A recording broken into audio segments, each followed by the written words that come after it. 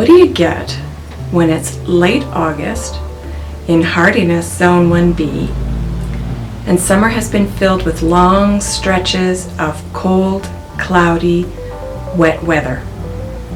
You get fall. Hi, I'm Kim and welcome to Gardening North of 60, gardening in the Yukon, the place that turns gardening into an extreme sport. In today's video, fall has arrived.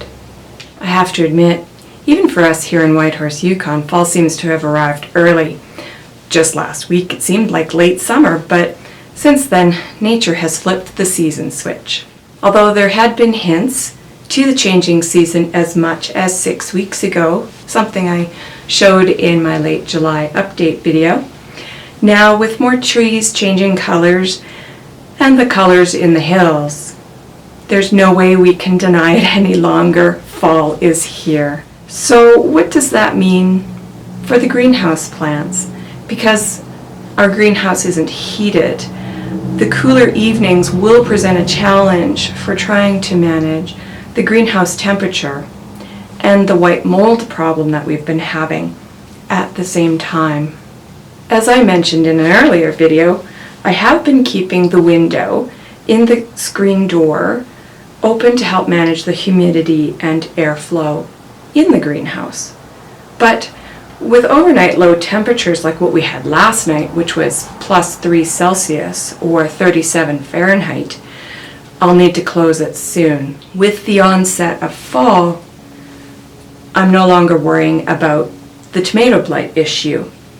The cooler temperatures means that the 42-day tomatoes and the chocolate cherry tomato plants, they're finishing up. Instead, the task is going to be leaving the green tomatoes on the plants as long as possible so that when I do bring them in the house, they will ripen. As for the plum tigress tomatoes, the plants overall are more cold hardy than the other tomato varieties. They are affected by the shorter days and the cooler weather, but they're not yet shutting down. So we'll leave them where they are and monitor their progress.